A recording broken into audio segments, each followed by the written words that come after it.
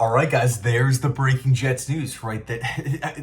We're in the middle of July, and I don't feel like we've been in this late into the summer, and we're just getting great news after great news after great news, right? Garrett Wilson, Sauce Gardner, and now Mason Taylor, right? He finally signs his rookie deal. I would say they met in the middle, right? Because there's been this big kind of standoff between not necessarily the players or anything like that. It's more so an agent thing because the Texans and the Cleveland Browns, of course, gave the fully guaranteed contracts up at the top of the second round picks 33 and 34. There's been this agent push at 35, at 36. Well, hey, if 33 is worth, if the 33rd pick is worth a fully guaranteed contract, why isn't 34? And then 34 got it.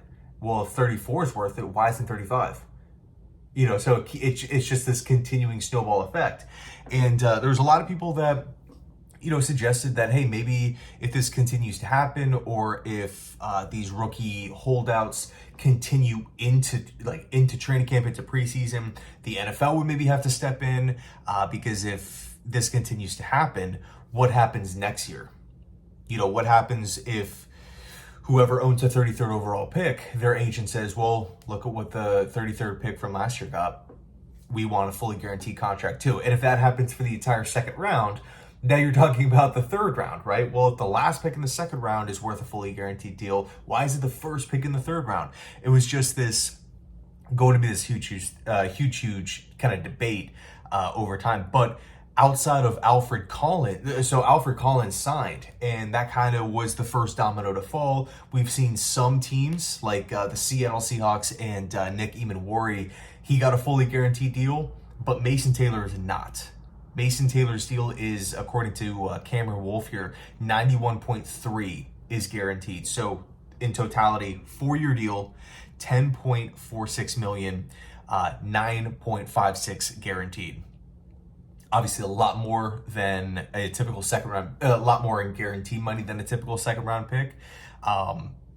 But hey, it is what it is. Mason Taylor's here. And one thing that I felt like there was some confusion about, including from my end when everything was first kind of kicking off, where was the holdup? Was it a Mason Taylor problem? Was it a New York Jets Darren Muji problem? We've seen Joe Douglas before in the past have like these negotiation standoffs over like small language within the contract.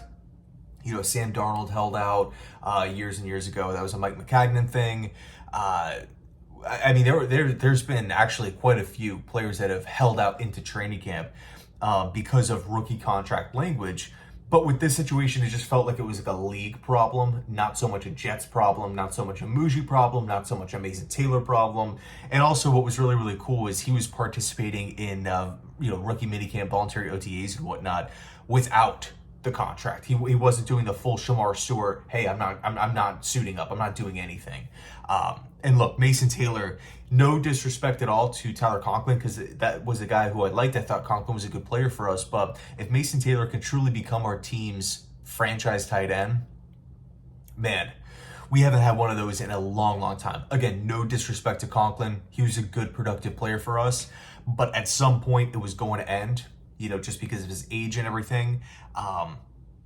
Mason Taylor's so young. And he's really good at so many different things. Try not to get too far ahead of myself here because, tight ends aren't necessarily a guarantee. I feel like tight end is a position that a lot of teams get wrong. We see a lot of tight ends that just simply don't work out. The Jets actually had one in Jay Samaro years and years ago, where it was like this toolsy guy and just never really translated over to the NFL level. But when you take a look at Mason Taylor's game, what he was able to do for the LSU Tigers in the SEC at such a young age, as far as him being a security blanket, him being a chain mover, him having really good hands, catching with his hands and being able to pull into his body, not the other way around, which is really, really important. A good route runner. You can line him up in the slot. You can line him up out wide as a wide receiver if you really need him to. You can line him up, obviously, in line. A good player. A decent blocker as well. I would maybe say the one area of concern that I had with Mason Taylor before he became a Jet, so like not some sort of hindsight 2020 thing, I'm changing, how I feel about the guy, because He's a Jet now, but from my perspective, the one area was how I felt like a lot of times in college when he would get hit, he would go down, which, you know, it is what it is. You're in the SEC, you're playing against great defenses and great players. But my question really is, how does that translate to the NFL? Will he be able to shake guys, truck guys over, put moves on guys, elude players? Or is he going to be one of those guys that catches the ball and goes down? But, I mean, we're talking second round here. You're not going to get A+ at every single skill set across the board. So, anyway, let me know your thoughts down below in the comment section. Thanks so much for watching. I appreciate it. And as always, go Jets.